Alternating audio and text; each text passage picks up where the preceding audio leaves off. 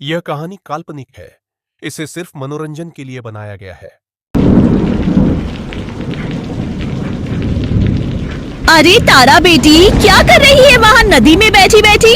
अरे घर में आ जाओ, देखो बारिश हो रही है और तुम हो कि सुन ही नहीं रही हो।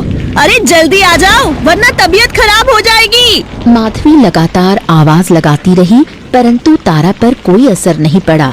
उसकी आंखें बंद होती जा रही थीं। हे ईश्वर, क्या होगा इस लड़की का? एक भी आवाज नहीं सुन रही है मेरी कहीं। इसकी तबीयत ज्यादा खराब हो गई तो क्या होगा? मुझे खुद ही इसके पास जाना होगा। इतना कहकर माधवी बारिश में भीगती हुई भागकर नदी के किनारे तारा के पास पहुंच गई। यहाँ क्या कर रही हो तारा? चलो घर चलते हैं, देखो कैसी बारिश हो रही है। चलो अंदर चलो। लेकिन तारा कुछ नहीं बोलती और उसी हालत में बैठी रहती है जैसे उसके कानों में आवाज ही ना आ रही हो। अरे क्या हो गया है तुम्हें? कुछ बोल क्यों नहीं रही हो? तारा ठीक तो हो ना? उठो तारा, उठो। माधवी कई बार तारा को उठाने की कोशिश करती है परंतु तारा जरा भी हिलती नहीं। घबराकर माधवी झोपड़ी के अंदर आ गई। अरे जी उठिए, देखिए तारा को क्या हो गया है। वे नदी के तट पर बैठी है, बारिश भी हो रही है। मैं कब से बुला रही हूँ उसे, लेकिन वह ना बोल रही है ना हिल रही है। ऐसा लग रहा है जैसे मैं सुनते हुए भी सुन नहीं रही। हरी का चेहरा डर से पीला पड़ गया। हाँ, नहीं नहीं नहीं नहीं नहीं नहीं, ऐसा नहीं हो सकता, ऐसा नहीं हो सकता। कहीं कहीं वही दिन तो नहीं आ गया जिसके बारे में उसने कहा था? अरे नहीं नहीं नहीं नहीं नहीं नहीं, मैं ये सोच भी कैसे सकता हूँ? उस मनहूस दिन को याद ही नहीं करना मुझे। इससे पहले कि बहुत देर हो जाए मुझे जल्दी से तारा को वहां से हटाना होगा। हाँ, हाँ। हरी घबराकर उठा, एक बक्सा खोला और उसमें से एक पोटली निकाली। ये क्या निकाल रही हो आप? कुछ बोल क्यों नहीं रहे? इतने घबराए हुए क्यों हो? जैसे कुछ बुरा होने वाला है। अरे कुछ नहीं, तुम सुनो तो तुम परेशान मत हो, मैं अभी आता हूँ। ठीक है, अभी आता हूँ मैं। इतना कहकर हरी पोटली लेकर तेज कदमों से नदी के किनारे पहुंचा और उसमें से एक भभूत निकालकर तारा के सिर पर लगा दी। अचानक तारा बेहोश होकर वहीं गिर गई। पीछे से माधवी भागती हुई आई। कि आपने क्या किया मेरी बेटी को? क्या हो गया उसे? ये बेहोश क्यों हो गई? क्या हो रहा है? ये सब कुछ क्या है? कोई मुझे कुछ बताएगा? चलो पहले तारा को लेकर अंदर चलो, घर के अंदर चलो, फिर तुम्हारे हर सवाल का जवाब दूंगा। अरे चलो ना, उठा। हरी और माधवी दोनों मिलकर तारा को उठाकर झोपड़ी के अंदर ले आए। तारा बिल्कुल निढाल थी, जैसे उसके शरीर में जान ही ना हो। ये क्या हो रहा है जी? मुझे कुछ समझ में नहीं आ रहा। आखिर हमारी बेटी के साथ ये सब क्यों हो रहा है?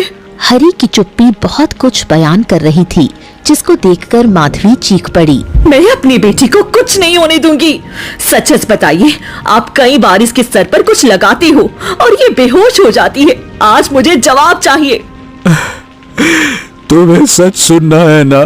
तो सुनो तुम। ये उस वक्त की बात है जब हमारी शादी को 6 साल हो चुके थे। हरी अकेला घने जंगल के रास्ते चल रहा था। हे ईश्वर, मेरी शादी के 6 साल बीत गए हैं। माधवी हर वक्त रोती रहती है। मैं करूं तो क्या करूं? मेरी एक भी तो संतान हो जाए, एक हो जाए, उसी से गुजारा हो जाएगा। रास्ते में परेशान मन से चलते हुए हरी को गांव का एक आदमी मिला। और हरी भाई, क्या हाल चाल है? तेरी शादी को तो 6-7 साल बीत गए और अभी तक तेरा बच्चा नहीं हुआ। अरे हमारे तो 6 साल में 3 खो बच्चे हो गए। चुन्नू मुन्नू और पता नहीं कौन कौन से। तू क्या कर रहा है? क्या करूं, मैं भी बहुत परेशान हूँ। मने की शादी के 6 साल हो गए। माधवी हर वक्त पागलों की तरह रहती है। उसकी हालत अब मुझसे देखी नहीं जाती। बस यही सोचता रहता हूँ कि किसी तरह से अगर मेरी एक औलाद हो जाए तो शायद माधवी की जिंदगी में भी खुशियां आ जाएं। देख भाई, मेरी नजर में तो एक उपाय है। सुन, हमारे गांव का दीन दयाल, उसके पास थोड़ी बहुत जानकारी है। वो अपनी दवा से तेरी पत्नी को बच्चा होने में मदद कर सकता है। अब भाई देखो, दुआ तो सब कर ही रहे हैं, दवा का सहारा लेने में कोई गलत बात थोड़ी ना है। लेके देख लो। हाँ, तो क्या सच में सुरेश भाई, मतलब उसके पास कोई ऐसी दवा हो सकती है वाकई में जो बच्चा? अरे हाँ भाई, मैंने खुद देखा है। अरे मैंने तो देखा है कि उसने कई औरतों को माँ बनने का सुख दिया है। देख हरी, मैं तो कहता हूँ कि तू भी जाकर देख, शायद तेरी पत्नी भी उसकी दुआ या दवा जिससे भी है माँ तो बने। माँ बनना जरूरी है। हाँ ठीक है, ठीक है, ठीक है। आपका बहुत बहुत धन्यवाद भाई जी। मैं आज ही जाकर देखता हूँ, शायद दीन दयाल मेरा भी दुख दूर कर दे। ठीक है। इतना कहकर हरी और ज्यादा उम्मीद लेकर वहां से निकल पड़ा और दीनदयाल के घर पहुंचा। दीनदयाल अपने घर में किसी अनजान को देखता है तो उसे घूरने लगता है। देखिए देखिए, माफ करना, मैंने आपके बारे में सुरेश जी से सुना था। सुरेश जी कहते हैं कि आपके पास ऐसी दुआ और दवा है कि जिससे आप मेरी पत्नी को गर्भवती कर सकते हैं। सही बताएं? तभी अचानक एक लड़का मनोज भागता हुआ आता है और दीनदयाल को पकड़ लेता है। पापा पापा पापा पापा पापा, शादी करनी है, मुझको भी शादी करनी है। पिताजी पिताजी, मुझे भी शादी करनी है। मैंने ना जोड़ा ओड़ा सब बना लिया है शादी का। मेरी शादी कब है पिताजी? मेरी शादी कब है? कब बारात लेके चलना है? मुझे शादी करनी है, मेरी भी शादी होगी, पता है? ओ चाचा, मेरी भी शादी होगी। शादी शादी शादी, मेरी शादी शादी, मेरी शादी शादी। अरे अच्छा बेटा, बस, ठीक है। तुम्हारी भी शादी करेंगे। बस अभी अंदर जाओ। नहीं, मैं अंदर नहीं जाऊंगा। आप कब से कह रहे हो, लेकिन मेरी शादी नहीं करवाते हो। मुझे आज ही शादी करनी है। हाँ, मेरा मन है शादी करने का। अभी शादी करनी है, मुझे शादी करनी है। अरे बस, ठीक है। जा तो जल्दी से जा, तेरे लिए मैं दुल्हन लेकर आऊंगा, पर उससे पहले मैं तेरे लिए मछली लेकर आऊंगा। कल तूने तालाब में मछली देखी थी ना, जिद कर रहा था लेने की। देख, वो पानी देख, उसमें मछली है। जा और उनके साथ खेल ले। जा बेटा। हाँ, सच्चे पिताजी, मेरे लिए मछली लाए हो। वही मछली लाए हो, है ना? जो मैंने कल तालाब में देखी थी, वही मछली है ना? अरे हाँ, वही मछली है जो तुमने देखी थी। जाओ देखो। मछली जल की रानी है, मुझको उसको खानी है।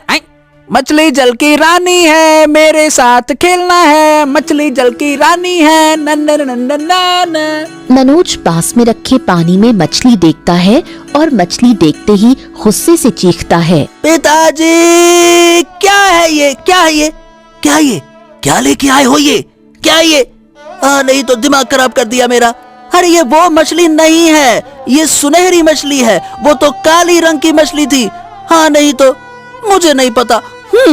मुझे वही वाली मछली चाहिए। मुझे वही वाली मछली चाहिए। ओ चाचा, मुझे वही वाली मछली चाहिए। हाँ, वो वाली मछली। हाँ, ओ मछली। दीनदयाल अपना सर पकड़ लेता है।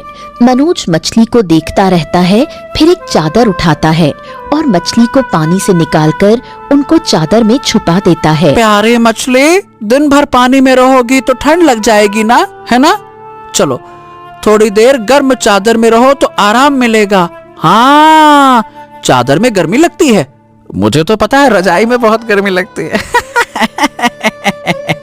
दीनदयाल का ध्यान मनोज की तरफ नहीं था, वो अपने काम में उलझा हुआ था। धीरे धीरे मछली तड़पने लगी और जैसे ही हरी ने ये सब देखा तो हैरान होकर मनोज को देखने लगा। मनोज पागलों की तरह हंसता हुआ वहां से चला गया। ये कौन था? कुछ अजीब सा लग रहा था। सच कहूं तो पहले देखकर उसे डर लग गया था, फिर खुद को जैसे तैसे संभाल लिया। अब क्या कहें कौन है कौन नहीं है। ये हमारे साहबजादे हैं, माने कि हमारे बेटे। इनके दिमागी हालत ठीक नहीं है, बस हर वक्त शादी करने की जिद करता रहता है। जो काम नहीं करने चाहिए वही ज्यादा करता है। खैर, उससे डरने की जरूरत नहीं है, वो किसी को नुकसान नहीं पहुंचाता। उसके सर पे जुनून सवार है, वो हर हाल में हर बात में उसको अपनी जिद पूरी करनी होती है।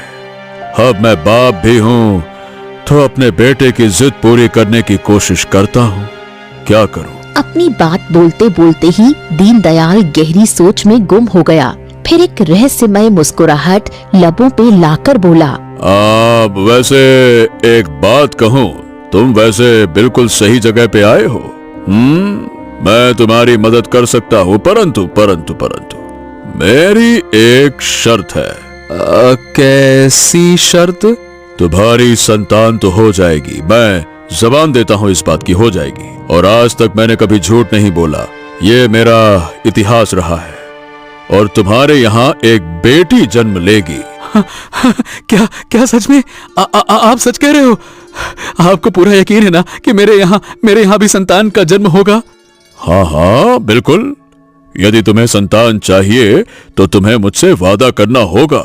तुम्हें मुझसे वादा करना होगा कि अपनी बेटी की शादी मेरे बेटे मनोज से करवाओगे।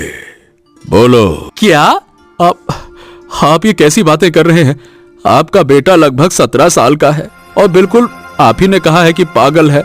मैं तो खुद ही देख के उसको घबरा गया कि ये कौन सी बला है, और ऐसी बला के सर पे हम अपनी बेटी को बांध दे। नहीं नहीं नहीं, ऐसा कैसे हो सकता है? क्या बात करते हैं आप? सोच लो, अगर तुम्हारी बेटी होगी तो उसकी शादी मेरे बेटे से ही होगी, नहीं तो लौट जाओ। हमने कोई जबरदस्ती तो की नहीं है कि हमारे यहाँ आओ, अभी के अभी हमारे घर से चले जाओ। क्या मतलब? क्या आप बिना सर पैर की बात कर रहे हैं क्या? अरे महाराज, मेरी बेटी तो अभी पैदा भी नहीं हुई है, और जब वो शादी के योग्य होगी तब तक तो आपका बेटा बूढ़ा हो जाएगा। और सिर्फ बूढ़ा ही नहीं, उसका दिमागी संतुलन भी और खराब हो चुका होगा। क्या बात करते हैं आप? मैंने क्या बात करने के लिए बात नहीं कही है, जो कही है वही सत्य है। अगर ये मंजूर है तो हाँ कहो, नहीं तो यहाँ से वो रहा दरवाजा, चले जाओ। हरी अंदर ही अंदर टूट जाता है। एक काम करता हूँ, वैसे भी 20 साल बाद ये आदमी या तो मर जाएगा या फिर मैं अपनी बेटी और अपने पूरे परिवार को लेकर गांव छोड़ दूंगा, तो ये हमें ढूंढ ही नहीं पाएगा। हाँ, ये सही जुगाड़ है। अभी के लिए हाँ कर देता हूं। पहले एक बच्चे का सुख तो मिले, और शायद ये पहली और आखिरी उम्मीद है।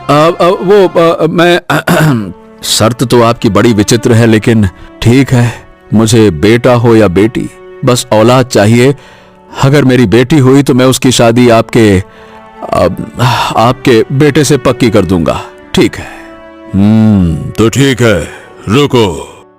दीनदयाल घर के अंदर जाता है और एक बक्से से तरल पदार्थ निकालकर हरी के हाथ में रख देता है। इसे अपनी पत्नी को पिला देना, तुम्हारी पत्नी जरूर गर्भवती हो जाएगी। हरी वो औषधि लेकर घर आता है। उसकी पत्नी उदास बैठी होती है। अरे ओ भाग्यवान! अरे अब सब फिकर छोड़ो, ये देखो मैं क्या लेकर आया हूँ। इसको पीकर तुम गर्भवती हो जाओगी। दुख भरे दिन बीते रे भैया, अब हमारे सुख भरे दिन आएंगे। बच्चा होगा, बच्चा। हरी वो औषधि माधवी को पिला देता है। कुछ समय बीतता है और माधवी एक सुंदर सी बेटी को जन्म देती है। ये मंजर देखकर हरी के पैरों तले जमीन खिसक जाती है। ये क्या? ये तो सच में बेटी हो गई। अब मुझे अपनी बेटी को लेकर यहाँ से बहुत दूर जाना होगा। अगर ये बात फैल गई तो मेरी बेटी की शादी उस पागल से करवा दी जाएगी। नहीं नहीं नहीं नहीं, मैं इसे लेकर बहुत दूर चला जाऊंगा। उसका साया तक मेरी बेटी को छू नहीं पाएगा। अगले ही दिन हरी बच्ची और पत्नी को लेकर गांव छोड़ देता है। और उस दिन के बाद मैंने किसी को पता नहीं लगने दिया कि मैं कहाँ रहता हूँ। तुमको पता है, पिछले महीने से जब से तारा 16 साल की हुई है तब से ऐसा उसके साथ तीसरी बार हुआ है। ये खुद ही खुद में खो जाती है। मूर्छित करने के बाद ही उसके प्राण बच पाते हैं। तो क्या इसी वजह से हमारी बेटी के साथ ये सब हो रहा है? आप कुछ करते क्यों नहीं? अरे मैं कई साधुओं और जादूगरों के पास गया, उन्होंने ये औषधि दी है। इससे कुछ देर के लिए तो तारा ठीक हो जाती है, लेकिन पूरी तरह से मुक्त नहीं हो सकती। हे ईश्वर, हमारी फूल सी बच्ची के साथ ये क्या हो गया? अब हम क्या करें? ना चाहते हुए भी हमें उसके पास जाना ही होगा। कहीं न कहीं उसको पता था कि एक दिन उसकी दवा से हमारे यहाँ संतान का जन्म होगा, वो भी बेटी का, और वो संतान पूरी तरह से स्वस्थ नहीं होगी, ये उसको पता था। और उसको स्वस्थ करने के लिए हमें दीन दयाल की जरूरत पड़ेगी।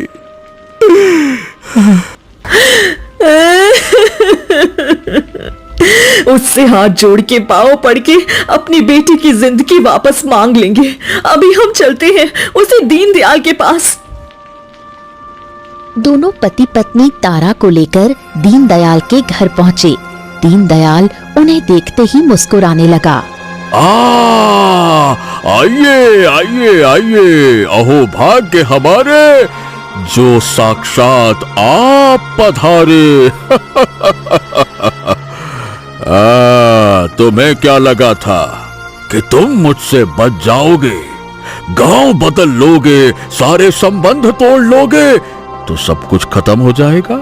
जब मेरी दवा से तुम्हारी संतान का जन्म हो सकता है तो उसको अपने घर तक लाने के लिए थोड़ा तो प्रयास करूंगा ही। वैसे तुमने अच्छा नहीं किया यूं छुप के। हमसे भूल हो गई, हमें माफ कर दो, हमारी बेटी को ठीक कर दो। बदले में जो आप बोलो सब मंजूर है। अब अगर तुम्हारी बेटी को ठीक करना है तो उसका एक कई समाधान है। तुम्हारी बेटी की शादी मेरे बेटे से करनी होगी।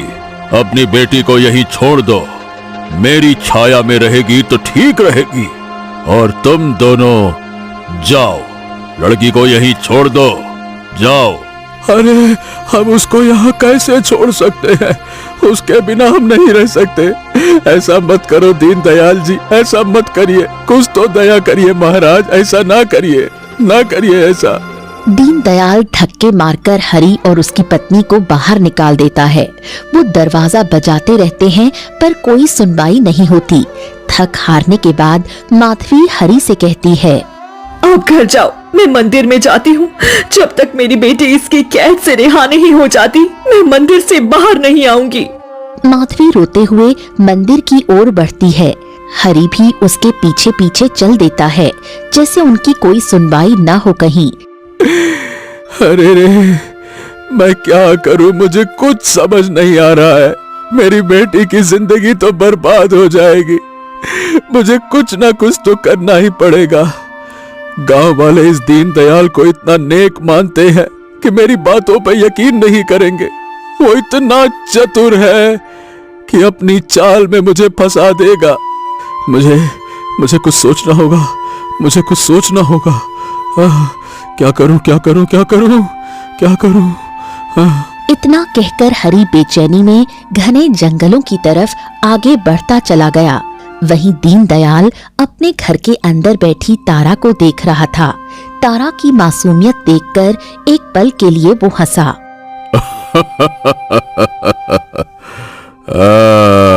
कितना आसान है किसी की जिंदगी बर्बाद करना, और उससे भी ज्यादा मुश्किल है किसी की जिंदगी बचाना।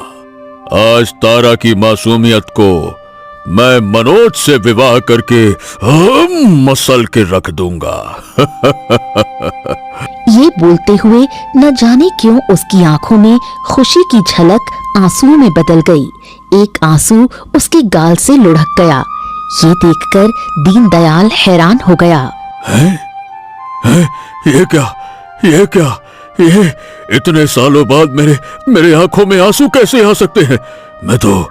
मैं तो इंसान के नाम पे, इंसानियत के नाम पे धब्बा हूं।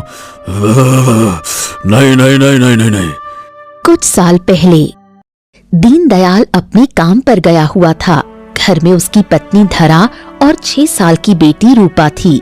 देखना बेटा, बाहर जाके तेरे पिताजी आ रहे हैं क्या? आज मुझे पेट में बहुत तेज दर्द है। वैद्य के यहाँ जाना था, कुछ धन भी नहीं है घर में। जब तक वो कुछ धन ले नहीं आते तब तक हम वैद्य के पास भी नहीं जा सकते। माँ, वैद्य के यहाँ चलते हैं ना। पिताजी ने कहा था वो पैसे के सिलसिले में ही बाहर जा रही हैं।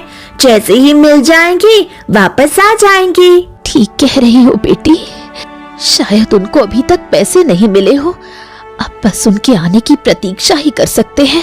तभी द्वार पर किसी की आहट हुई। माँ बेटी ने खुश होकर बाहर झांका। एक उम्मीद की किरण उनकी आंखों में समा गई। दरवाजे पर एक लंबे चौड़े इंसान को देखकर उनकी उम्मीद पे पानी फिर गया। माँ, ये कौन है और पिताजी क्यों नहीं आए? तुम रुको, मैं पूछ कर आती हूँ वो कौन है और क्यों आए हैं। कौन हो आप और क्या चाहिए? धारा की मजबूत आवाज को सुनकर आशीष ने धारा को सर से पैर तक निहारा और भवें चढ़ाकर बोला, मैं इसी गांव का रहने वाला हूँ। सुनने में आया है कि तुम लोग इस गांव में नए बसे हो।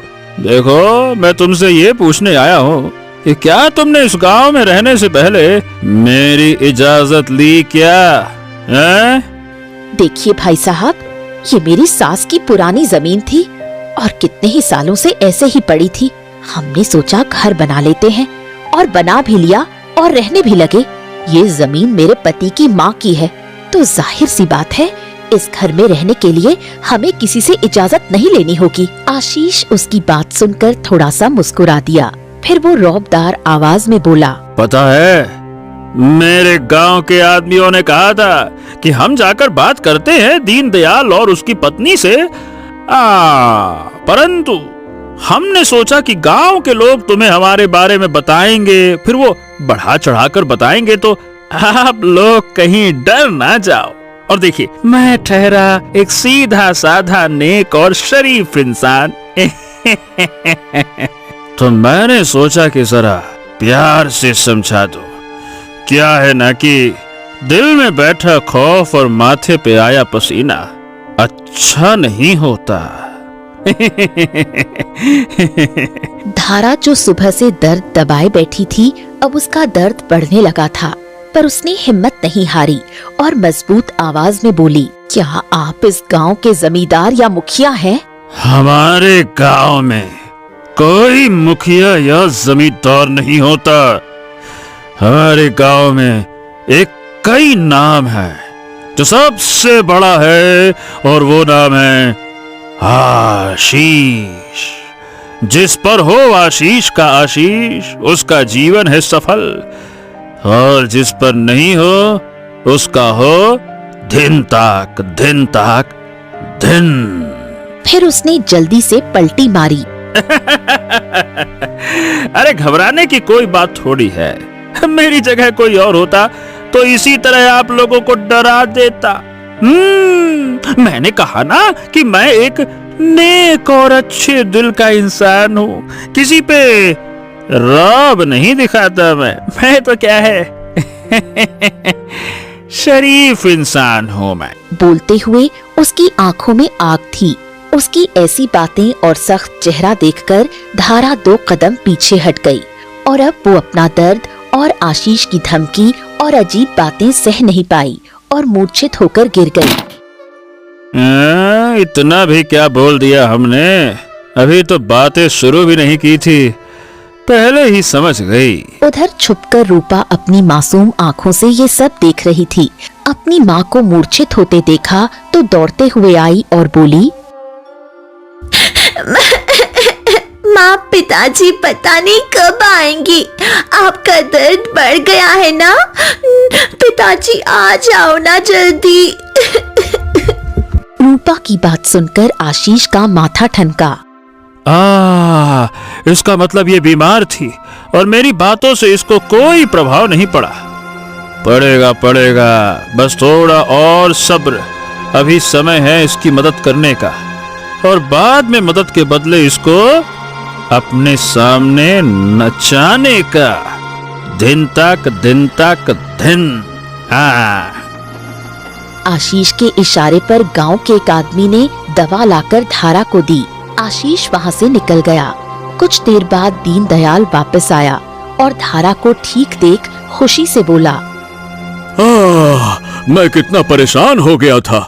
मैंने सोचा था कि तुम्हारा दर्द बढ़ गया होगा, परंतु मैं ये देखकर बहुत खुश हूँ कि तुम ठीक हो। देखो, पैसे तो मुझे मिल गए थे, बस मालिक ने कहा कि बाकी का काम निपटाओ तो निपटाना पड़ा। अब दूसरे का काम तो दूसरे का ही होता है ना।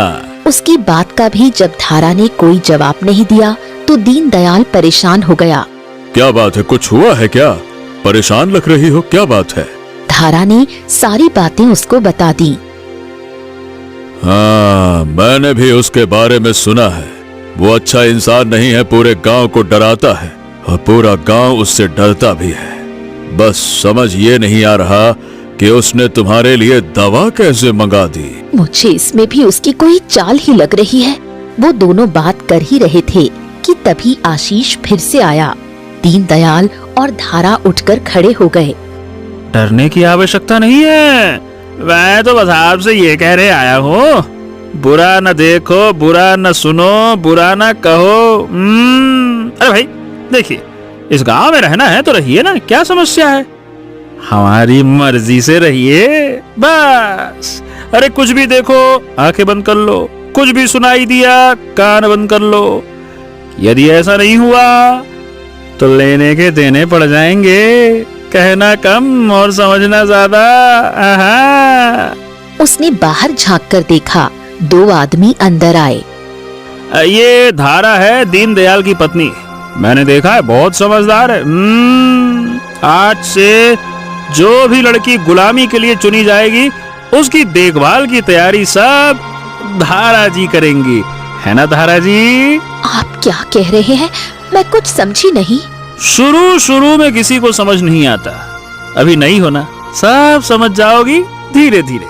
इसीलिए कह रहे थे, गांव में बसने से पहले हमसे पूछ लेती तो ये चेहरा उतरा नहीं होता। अब बस हम तुमको जो काम दे रहे हैं ढंग से उस काम को करना, नहीं तो दिन तक दिन। घर के अंदर कुछ लड़कियां आईं। उनके चेहरे पर खौफ था, शरीर थर-थर कांप रहा था। कल शाम को इन सबको लेके जंगल के रास्ते से निकल जाना। गांव के बाहर तुमको मेरा एक आदमी मिलेगा, वो बाकी का काम तुमको बता देगा, ठीक है? चलो। आशीष कुछ सुने बिना वहां से निकल गया। धारा और दीनदयाल परेशान हो गए। धारा ने लड़कियों से पूछा, ये सब क्या हो रहा है? कौन हो तुम? इतना डरी हुई क्यों हो? आखिर क्या चाहता है ये आशीष तुमसे? दीदी, ये आदमी हमको गांव के बाहर भेज देगा और हमसे मजदूरी कराएगा। उसका कहना है लड़कियां मर्दों की कमजोरी होती हैं और लड़कियों को कोई काम देने से मना नहीं करता। इसीलिए वो हर साल गांव की कुछ जवान लड़कियां चुनता है और उनको बड़े बड़े घर में काम के लिए भेजता है। हमारे बाप भाई हमसे मजदूरी नहीं कराना चाहती, परंतु ये आशीष जबरदस्ती करता है क्योंकि सब इससे डरते हैं और उस मजदूरी का जो पैसा मिलता है उनमें से वो 2 हिस्से तो अपने पास रख लेता है और 1 हिस्सा हमारे परिवार को दे देता है। ये तो बहुत गलत बात है। लड़कियां गुलाम नहीं हो सकती, और हो भी जाएं, यदि उनके घर वाले माने तो। घर वालों को डरा के आशीष ये काम नहीं कर सकता। इतना बोलकर धारा जख्मी नागिन की तरह घर से निकल गई। रुक जाओ धारा, तुम उनको नहीं समझा सकती हो, तुम जानती नहीं वो क्या चीज है। धारा के सिर पे तो जैसे भूत सवार था आशीष को सुधारने का। पीछे पीछे रूपा भी भागती हुई आ रही थी। वो आशीष के सामने जाकर खड़ी हो गई और चिल्लाकर बोली, तुम ऐसा नहीं कर सकते। तुम उनसे उनका अधिकार नहीं छीन सकते। कान पका दिए कचर कचर कचर कचर। अरे पागल औरत, मुझे आके इतनी बातें सुनाएगी क्या? इतने बुरे दिन आ गए मेरे। मैं राजा से शिकायत करूंगी आपकी। आशीष का खून खौल उठा। राजा की धमकी देगी मुझे? मुझे राजा की धमकी देगी तू? तुझे मेरे सामने किसी को इतना आदर नहीं देना चाहिए था। यहाँ का राजा, यहाँ का भगवान, यहाँ का स्वयंभू, यहाँ का सब कुछ मैं हूँ। और आज तक किसी ने मुझसे ऐसे बात नहीं की। इसकी सजा तो अब तुझे मिलेगी।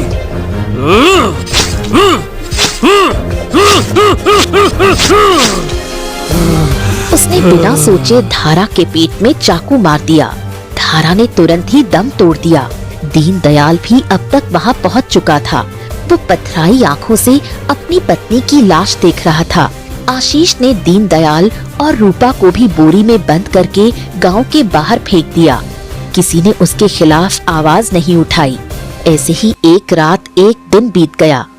फिर एक बुढ़िया जो उधर से गुजर रही थी, उसने बोरे के अंदर से किसी के करहाने की आवाज सुनी तो उसने बोरा खोला। अरे ये क्या? ये किसने कर दिया?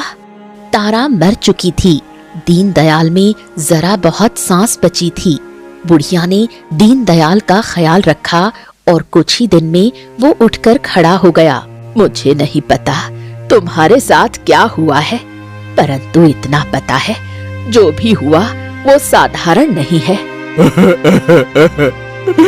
अम्मा, मेरी बेटी थी ना, एक छोटी सी प्यारी सी।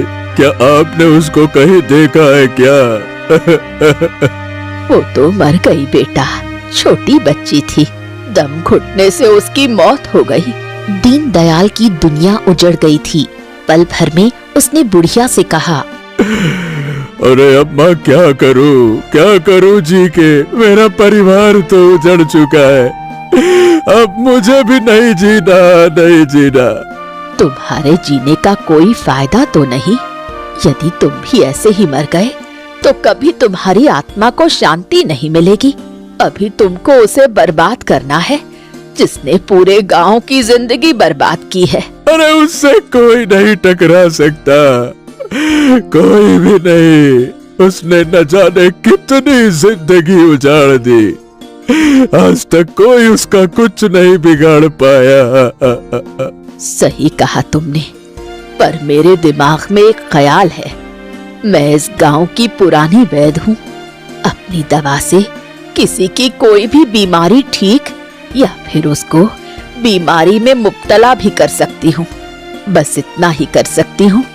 उसने तुम्हारी गोद उजाड़ दी, तुम उसकी उजाड़ दो। मैं समझा नहीं। आशीष के एक ही बेटा है मनोज। उसको तुम किसी तरह यहाँ ले आओ। मैं अपनी जड़ी बूटी से उसका दिमागी संतुलन बिगाड़ सकती हूँ। फिर उसको पता लगेगा जब इंसान बेबस हो जाए संतान के लिए तो कैसा लगता है। दीनदयाल नफरत में इतना जल रहा था कि उसने 7 साल के मासूम बच्चे मनोज को आशीष से दूर कर दिया। वो आशीष जो किसी की बात का जवाब देना भी पसंद नहीं करता था, अब वो इकलौती संतान के खोने से टूट गया था। हाँ, और उसी दिन से मैं उसी आग में जल रहा हूँ। आशीष का बेटा मैंने तो चुरा लिया, उसको पागल भी बना दिया, परंतु आज भी किसी का दर्द देख के सह नहीं पाता। अपनी बेटी रूपा बड़ी याद आती है। इन्हीं नन्हे हाथों में खेलती थी। वो सारा मंजर अभी तक मेरी आंखों के सामने है। तभी बूढ़ी औरत वहाँ आई। दीनदयाल को ख्यालों में खोया देखा और वो समझ गई। देख बेटा, मैं जानती हूँ तेरे मन में क्या चल रहा है, परंतु जो तूने सहा वो भी कम नहीं था। अब समय आ गया है उस आशीष को मिट्टी में मिलाने का। अम्मा, मुझे ये समझ नहीं आया कि आपने मनोज के लिए तारा को क्यों चुना। हम क्यों मनोज का विवाह तारा से करना चाहते हैं? आखिर उससे हमको क्या फायदा होगा? उस आशीष का विवाह मेरी बेटी से होने वाला था और उस आशीष ने मेरी बेटी से विवाह तोड़ दिया था, ये बोलकर कि वो किसी साधारण लड़की से विवाह नहीं करेगा। और जो तारा है उसका बाप एक घटिया किस्म का आदमी है। मनोज का विवाह तारा से कराने का बस एक ही मकसद है, सालों पहले उसने जो मेरी बेटी और मुझे दुख दिया उसका बदला लेना। हाँ, इसका मतलब हाँ, आपके साथ भी उसने बुरा किया था। परंतु तारा की माँ माधवी गर्भवती तभी हुई थी जब आपने अपनी बनाई हुई दवा मुझे दी थी और मैंने उसको। और इन सब में तारा और उसके परिवार की तो कोई गलती नहीं है ना? तो उसको क्यों सजा मिल रही है? कभी कभी कुछ सही करने के लिए कुछ गलत करना भी जरूरी होता है। मैंने सोचा है मनोज का विवाह जैसे ही तारा से होगा, मैं एक बार आशीष को ये बताना चाहूंगी कि उसका बेटा जीवित है और पागल है। हाँ, ये सब आपने मुझे पहले क्यों नहीं बताया? आशीष को सजा मैं भी देना चाहता था, परंतु इन सब में तारा की कोई गलती नहीं है। सच कहूं तो मनोज की भी कोई गलती नहीं। शुरू में अपने दर्द में मैं इतना घिर गया था कि सही और गलत की परख ना कर पाया। उसने मेरा परिवार उजाड़ दिया, फिर भी उसके बेटे मनोज से मुझे संतान की तरह प्रेम हो गया। जब जब मनोज मुझे पिताजी कहता है ना, मुझे मेरी बेटी की याद आ जाती है। अपने जज्बात को काबू में रखो। इतने सालों से मैंने तुमको इतना कुछ सिखाया, अपना नाम पीछे रखा, तुम्हारा नाम काम दुनिया को दिखाया, और आज तुमको तुम्हारे फैसले पर कहीं पछतावा तो नहीं हो रहा ना? तुमको पता भी है तारा को अपने वश में करने के लिए मुझे कितने प्रयास करने पड़े ताकि मैं उस आशीष से अपनी बेटी के साथ की बदसलूकी का बदला ले सकूं। एक बुरा इंसान बनने के बाद भी कहीं न कहीं दीनदयाल में इंसानियत बची थी। उसे अब अपनी गलती सुधारनी थी जो उसने बहुत सालों पहले की थी। अम्मा के साथ मैं भी इसी आग में जलता रहा और देख ही नहीं पाया कि मेरी नफरत से कितनी जिंदगी बर्बाद हो गई। 2 घर उजड़ गए। अब जो बिगड़ा है सब सही कर दूंगा। कल के दिन जब मर के अपनी धरा के पास जाऊंगा तो उसको क्या जवाब दूंगा?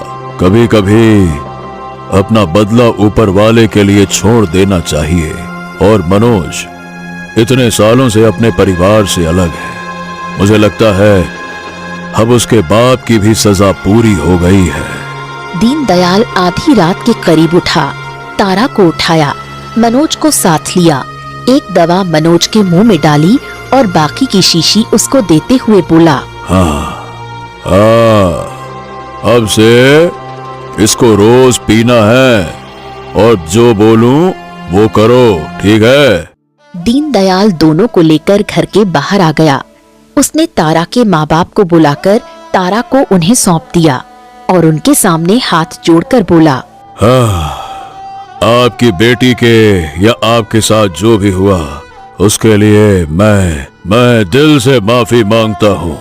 मैंने जो आप लोगों को दर्द दिया उसका बदला तो मैं नहीं चुका सकता, बस माफी की उम्मीद कर सकता हूँ आपसे। माफ कर दीजिए। आपने हमारी बेटी लौटा दी, हमारे लिए ये सबसे बड़ी बात है। दीनदयाल मनोज को लेकर उसके घर गया।